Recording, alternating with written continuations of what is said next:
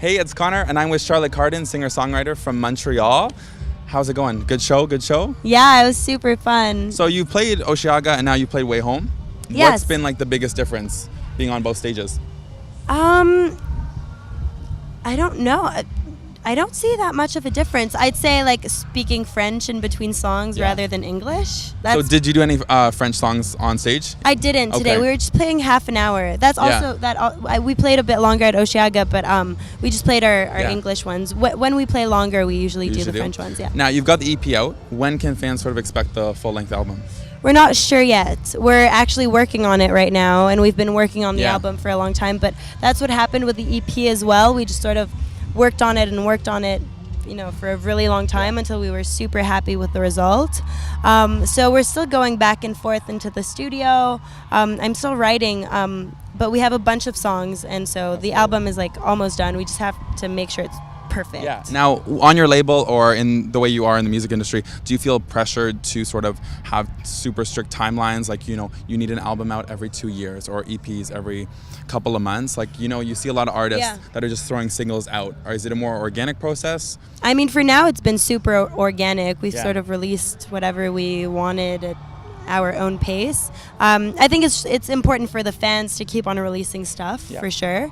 But we're not super strict with the schedule and with we just want music. We just want good music and good timing, and that's what we're trying to do. Now, if you were in a job interview and someone were to say, "Who is Charlotte Cardin?" what would you say? It can be about your music, your sound. Yeah, I'd say I'm a singer-songwriter, and I do jazz, pop, electro, and I just love music very much, and I love what I do. And now, when anyone Googles your name, yeah, and you click images, sometimes Amy Winehouse will pop up. Do you see the comparison? Like, a lot of times people will say, "Oh, you kind of sound like Amy Winehouse." Is that a compliment? And do you see 100%. it? Do you see it? I don't hear it myself. Yeah, or do you hear it? Yeah, definitely not the Beehive. Yeah. No, I don't. Yeah, I don't. I mean, I love Amy Winehouse very much, so it's a huge compliment for sure. But I don't hear it. But when people, tell me I sound like her, I'm very flattered. Any other comparisons that you've got throughout the years?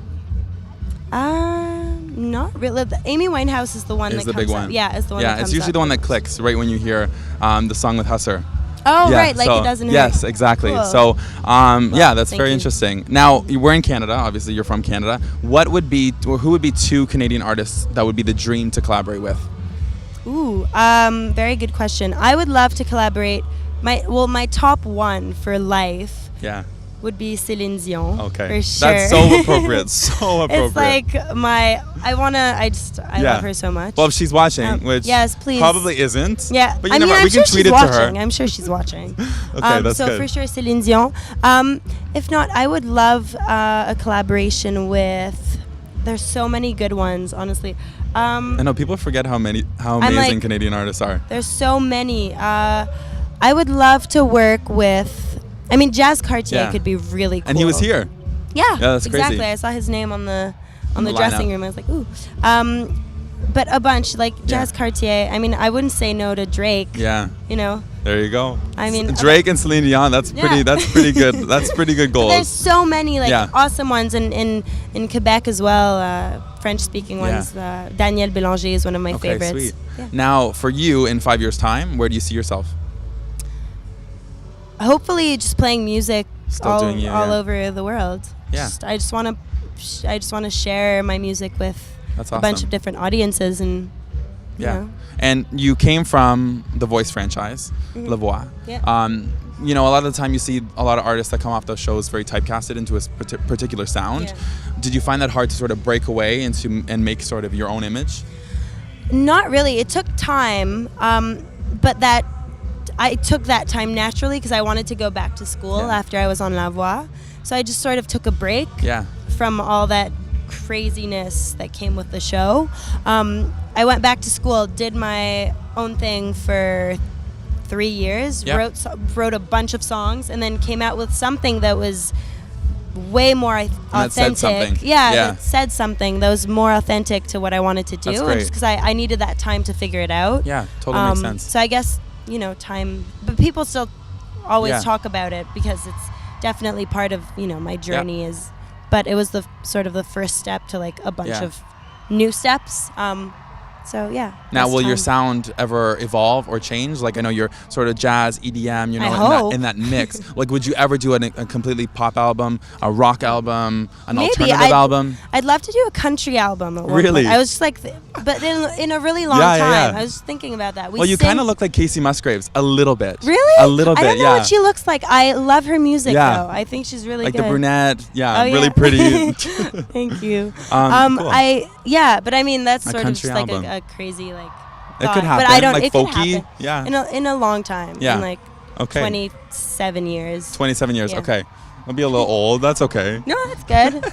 Well, you're still pretty revival. young. Yeah, I'm 22. Yeah, that's awesome. Yeah. So now we're gonna do a fun game. It's called WTF. Okay. You can swear. You don't have to swear. Okay. I don't care. They don't care. So I'm basically going to read a bunch of things. There's a yes or no answer or an A or B answer. Okay. And it's kind of like you pick an option and we'll kind of get to know you on a more personal level. Okay. So we've kind of compiled a couple. So would you rather marry Trump or Kanye? I think it's pretty easy. Kanye, for sure. I mean, yeah, Kanye. Okay, good. Who would you rather see in drag? Arnold Schwarzenegger or Justin Trudeau? Arnold. Justin is, he's like already untouchable. Perfect. Yeah, you can't. I don't want to mess with him. I love him.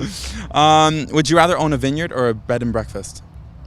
A vineyard. A vineyard? A vineyard, yeah. Then you could put the bed and breakfast on the vineyard if you ever wanted to. And then, okay, last one. If you could retire anywhere in the world, excluding your home base, which is Montreal, where would it be?